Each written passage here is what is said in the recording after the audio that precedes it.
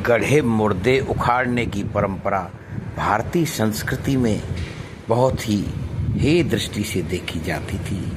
इतिहास को भी लोग किसी अच्छे विषय के लिए, आगे जाने के लिए, अच्छे लक्ष्य को पाने के लिए इतिहास में उनका अनुकरण किया करते थे। लेकिन अगर कुछ कहीं गलती इतिहास में हुई है तो उसे याद करने की परंपरा भारत की नहीं थी। अभी कुछ दिनों से बस एक ही काम चल रहा है। करीब 2014 से तो खुल्लम खुल्ला लोग केवल गढ़े मुर्दों को ही उखाड़ रहे हैं। उसने ये गलती की, कांग्रेस ने ये गलती की, नेहरू ने ये गलती की। इसी तरह की आम धारणाएं हर जनता में और सारे नेताओं में जो अलग अलग पार्टियों के हैं, बस यही उखाड़ने का चल रहा है। अरे इन गढ़े मुर्दों को उखाड़ने से क्या होगा? इससे क्या होगा?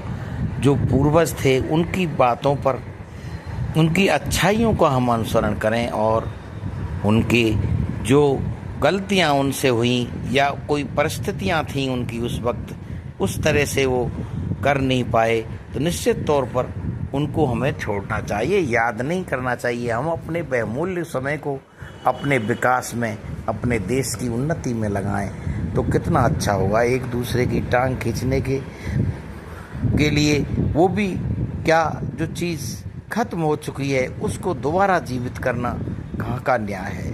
ये अच्छी बात नहीं। इससे पहले आपने मनमोहन सिंह जी का शासन देखा होगा, किस तरह से हम भारत उन्नति की राह पर था। न कोई बातचीत किसी को, न जनता भी शांत थी। अब पता नहीं रोज के आपस में मनमुटाव, जगह जगह फ्रिक्शन इस राजनीति से ने पैदा कर दिया है।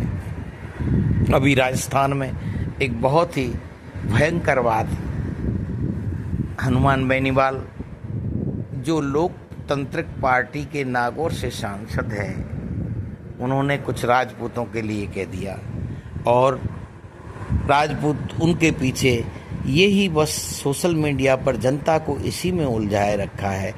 ये बातें सही नहीं हैं। क्यों गढ़े मुर्दे उखाड़े जाएं? अच्छा, एक बात मेरे को बड़ी ही विचित्र लगती है कि लोग हमेशा अपने बराबर वालों में या आपसे ऊपर वालों में बेटी का रिश्ता किया करते हैं। लोग मुगलों के और राजपूतों के संबंधों पे, राजपूतों को भी बुरा लगता है जन क्यों, और उस समय के जो राजा लोग थे उन्होंने तो किया ही। भाई एक राजा की हुई तो अपनी बेटी को ब्याहेगा, तो इसमें बुरा क्या है? उस वक्त मुगल शासक थे, वो बड़े राजा थे और राजपूत छोटे राजा थे। उन्होंने अपनी बेटियों को बड़े घर में दिया, इसमें कहने की क्या बात है? और अन्य राजपूतों को लजाने की क्या बात है? भाई तुमने तो किसी को नहीं दिया, तुम तो अपने राजपूतों में ही शादी की। बड़े नेताओं का क्या है, वो तो आज भी कर रहे हैं। आप देखते हो शीला दीक्षित जो कांग्रेस की नेता हैं, ब्राह्मण नेता थी, और अब तो इस संबंधों की वजह से ही सुनते हैं कि उन्हें हार्ट अटैक हुआ या बीमारी हुई, इससे मर गई। उनकी पुत्री मुसलमानों के ही ब्याही हुई है दिल्ली में। आप देखते हैं पंडित मुरली मनोहर जोशी प्रोफेसर, जो बहुत बड़े बीजेपी के नेता रहे, उनकी बेटी भी मुसलमानों को दी हुई है। और कितने ही जो आज के राजा हैं, उनकी पुत्रियां, उनके परिवार की लड़कियां अभी भी मुसलमानों को दी हुई हैं। मैं एक वाकया आपको अपने सर्विस काल का सुनाता हूँ। श्रीमान भैरव सिंह जी राजस्थान के मुख्यमंत्री थे और मेरी पोस्टिंग भी कामा में थी। और कामा में एक शेखावत जी करके एक थानेदार जी थे, उनकी बच्ची और जयपुर पढ़ती होगी, और उनके जो बॉस थे, कभी रहे थे या वो डीएसपी कोई मुसलमान थे। उनके लड़की और लड़के में प्रेम था। अब क्या होता है, वो लड़की कामा आती है और कामा में एक बड़ा ही सुंदर तीर्थ स्थान है, विमल तीर्थ कहते हैं। राजा विमल का वो भगवान कृष्ण के काल का वो विमल तीर्थ, जहाँ हम भी रोज परिक्रमा किया करते थे, बड़ी मान्यता है उसकी। चारों तरफ उसके मंदिर बने हुए हैं और हिंदू संस्कृति की जान है वो विमल कुंड। उस विमल कुंड पर वो लड़की अपनी सहेलियों को के साथ में नहाने आती है, थानेदार की लड़की, और उसने अपने प्रेमी जो लड़का मुसलमान का है उसको बुला लिया।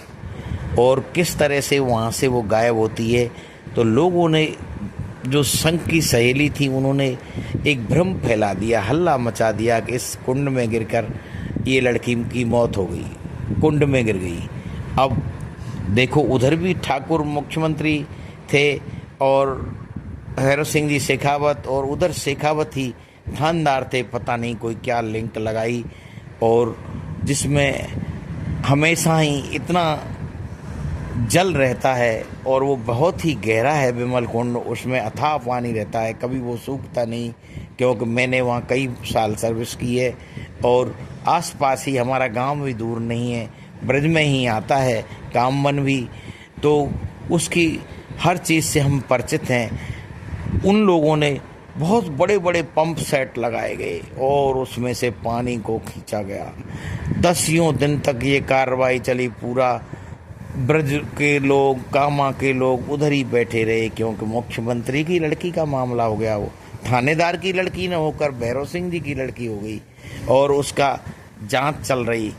तब उसमें कोई लड़की हो तो निकले। कितनी सारी मछलियां मर गईं, कितना पाप हुआ।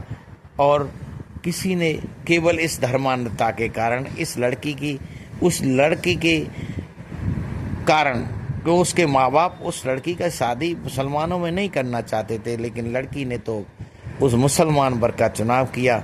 फिर कुछ दिन बाद, 2-4 दिन बाद, वो अलवर में जाके उनको पकड़ा गया। उस लड़की ने बताया कि वो तो अलवर चली गई, उस लड़के के साथ चली गई। जब उनके सहेली, जो वहीं के कामा के वैश्यों की लड़कियां थीं, उनको जब पुलिस ने अपने हिसाब से तोड़ा तो पता लगा और कि वो लड़की अपने पिता के कभी अफसर रहे, कोई डीएसपी या एसपी के लड़के के साथ उसने निकाह कर लिया या शादी कर ली, ये स्थिति थी।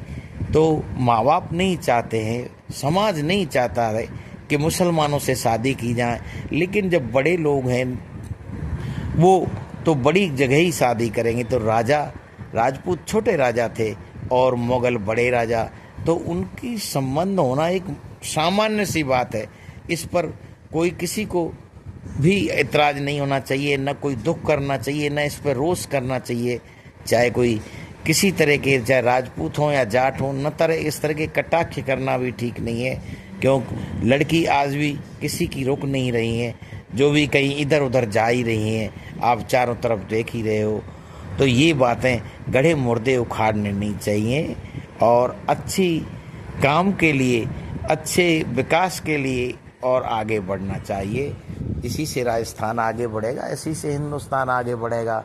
ये धर्म की बातें तो खोखली हैं इस मैटर पर कि संबंध किससे हों। संबंध, लड़कियों को वर चुनने का अधिकार पहले से ही रहा है। कितनी बार पुराने राजा भी तो हरण किया करते थे। भगवान कृष्ण ने स्वयं रुक्मणी का हरण किया, उनकी बहन का हरण अर्जुन ने किया। कितने सारी चीज़ें पुरातन भारत में होती रही हैं। जय हिंद, जय भारत।